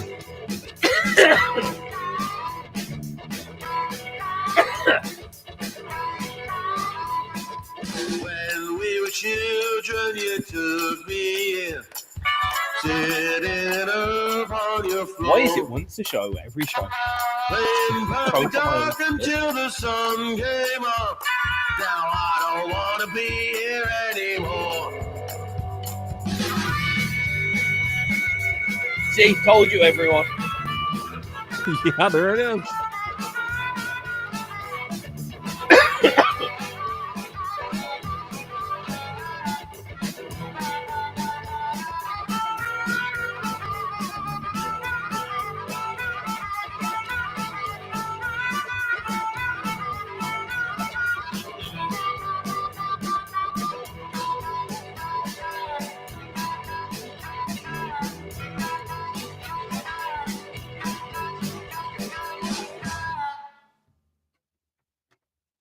The Spike Direction Effect as seen right here on my titties.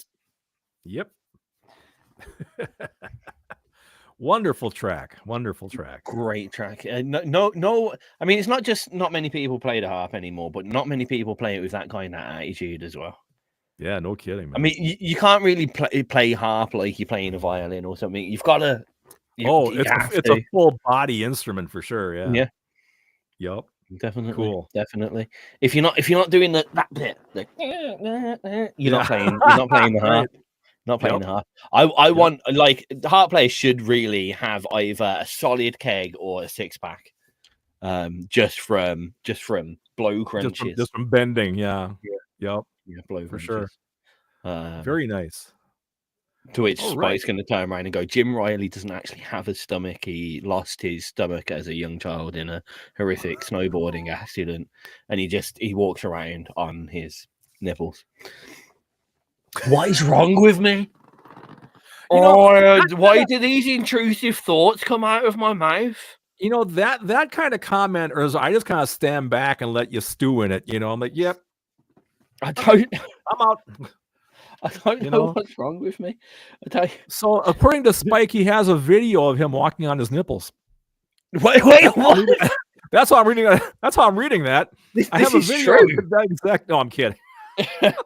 I go, damn, that's amazing. Got this on video. No, he means the bend over pose, not the walking on nipples. I was about to lose my mind though. Oh, dear. More minutes, man. Don't worry about that. Luckily, the last 10 of those, I think, are music. I need you to tell me what track we're going to be playing from Blues Weiser first. Oh, this is a great song. This is called Knuckle Duster by Blues Weiser. Okay, it is that one. I mean, I wasn't going to go straight into it. I was just asking you for what the track was going to be. Oh, it's a cool track. I'm just trying to figure out how long we've got left to talk about before we I guess we got to start doing some math now, don't we? And as we all know, Craig doesn't do math, folks. I do. See, I wasn't ready for the track not to work. It wasn't working? Worked for me. No, it is working. It is working. I wasn't ready for. I'm not ready for anything, Craig, to be honest. But that's 4 minutes long anyway. That's 4 minutes long. So 6, 7. We've got at least 8 minutes, and then the other track. Christ, we've done so well up until this point, and I've just fallen apart. This is where the wheels fall off the bus, then the bus just falls over, and that's it. And we're playing another track by Tony and Una, which is which is called Drive Through the Night. So those two tracks are coming up right at the end of the show, so get excited for those. Whilst I figure out exactly the amount of time that we have to say goodbye to everyone and let them know that we'll be. Are you back next week? I'm going to be back next week. I am back next week with Dragon Riders, man, my brand new track. Brand new track next week, Dragon Riders. More show and tell, or is that what you're showing and telling us? That you got no. That's okay. Dragon Riders is business because show and tell is fun. Okay, business is the Dragon Riders. Show and tell is the fun. It's fun time. Right. The music is Craig's hot picks. Right. The discussion we haven't decided yet, but if anyone's got any good ideas or wants to join us, you can even join us for show and tell if you want. We'll be back at the same time next week. That is 10 till midnight in the UK on a Wednesday night, and in the USA for Central Standard Time. It is 4 to 6 Central Standard Time. Right here on XRP Radio and across all the social networks as well. We'll be doing the exact same thing with the green room and the live thing over there, because we have to do the green room thing now because we've actually go for the question. We've got to do it now for show and tell. We can never get rid of it now. No, we can't. I think did Spike raise his hand? Spike has raised his hand. I'm just having a look over there. Okay. Looking at the... I'm waiting for this, anticipating the lack of time that we have. He wants to know if you're wearing pants. No, I'm kidding. I already proved that earlier, didn't I? That's right, you did earlier. See, I got the old man short-term memory thing going. I think you just wanted to see my pants again. Yeah, I'm jealous. I wish I had pants. Wish I was wearing those today, kids. There it is. New album of our version of 3 Zed Stack songs. Do these characters could... oh wow, that's a deep question. I mean, majority of original members, all other members okay with it. Written actually by you. I mean, I guess it would be like it is if Screwdrivers to Ears covered a Craig and Tizz show. A Craig and Tizz show. No, a Craig and Hex song. Sorry. Is that necessarily a cover, or is that just a reworking or a remix of your own music? I'd say it's a cover because all my bands are totally separate from each other. You fucking awkward bastard. Hey man, tell you the truth. No, fair enough. I mean, from the prospect of me being upset about like XRP side of being upset about it, no, I don't think it is a cover. I mean, I would also accept, to be fair, if like two independent bands, say if Spike Direction and Craig and Hecht did a song swap and did a version of each other's songs. I'm not trying to get you to do this. Then I'd probably play, that would be a cool thing for the independent industry. I think playing a mainstream band song, I guess, yeah, I'm not against covers. I need to reform the way I say this now. I'm not against covers. No. I'm against independent bands playing major bands tracks rather than making their own music, as such, to get on stage and do better off the back of someone else's music. That kind of, it's too deep a topic for me to go into when we have none of the show left. Why would you ask me this at the end? I think we might have to come back to this next week. Definitely remember this question for next week. We'll make a note. Because it's too much. But yeah, no, I mean, I wouldn't have a problem with that in itself. But you can't then turn around and go, oh, well, Tizz says he plays covers and you played this cover, because it's not the same. It's not the same. There's too many reasons why. I'll make one quick comment. Not knowing enough about Z Stacks and Spike, are any of the guys in the Spike Direction band now guys that wrote these songs or helped write these songs?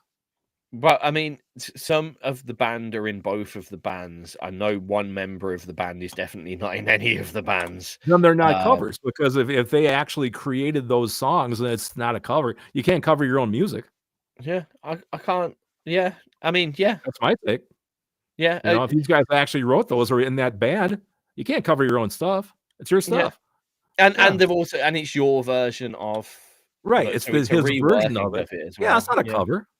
Yeah. Oh right, if you want to upload it, When you want to yeah. upload them. Yeah.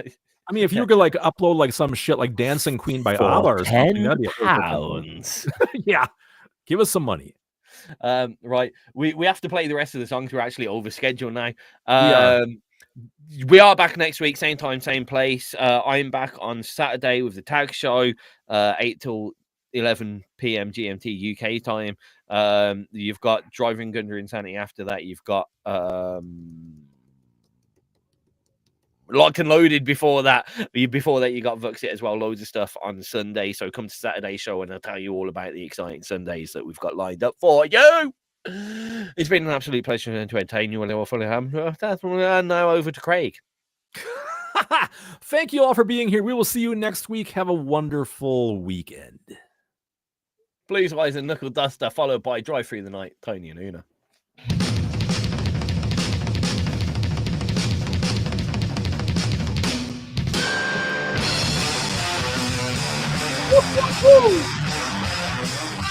Here we go.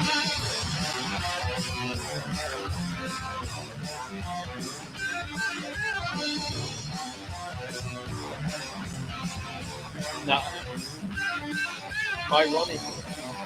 ironically, this is a track that I'm not the biggest fan of, but actually Spike Direction, who's been with us for the whole of the show, Yeah.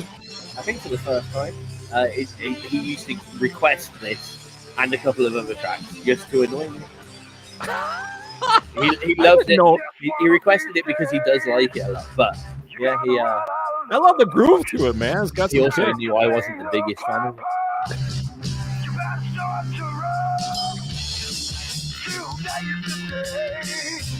I think now because I haven't heard it on repeat in all of my shows, requested in all of my shows twice, Yeah.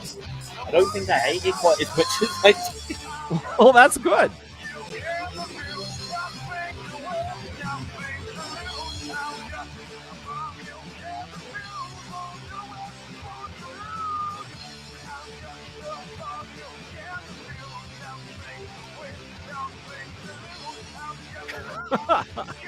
No. Yes.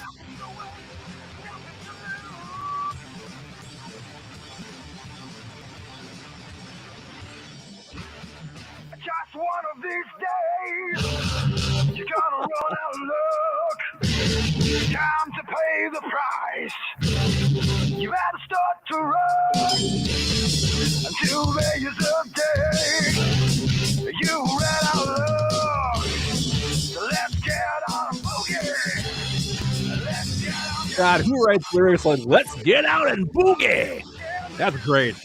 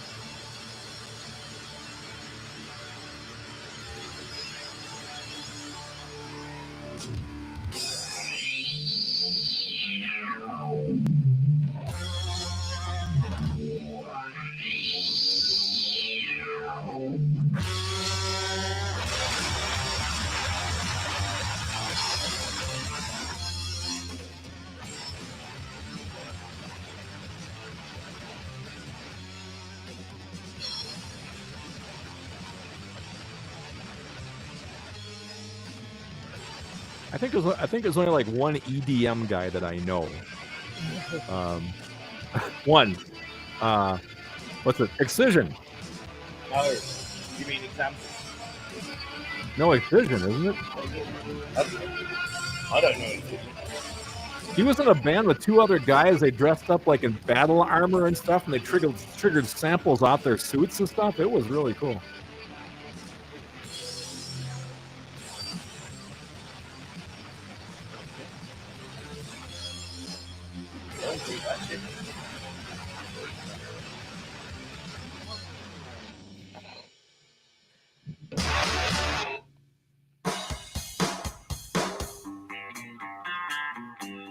Last track of the evening. Yep. Oh, we're only going to be 7 minutes over schedule. I need to make sure I finish the visual stream on time, though, for visual stream reasons. Yeah. So for those that are listening to this track and want to hear the end of it, head over to xrpradio.co.uk/chat. If you're not watching this live, don't do that. But do that, but you won't hear the end of this track. I'm very sorry about that. Hope you all have a wonderful rest of the evening. Enjoy watching the Craig Tizz theme tune again, because we haven't got an ending credits yet, but we will one day. One day. Any last words? Not really.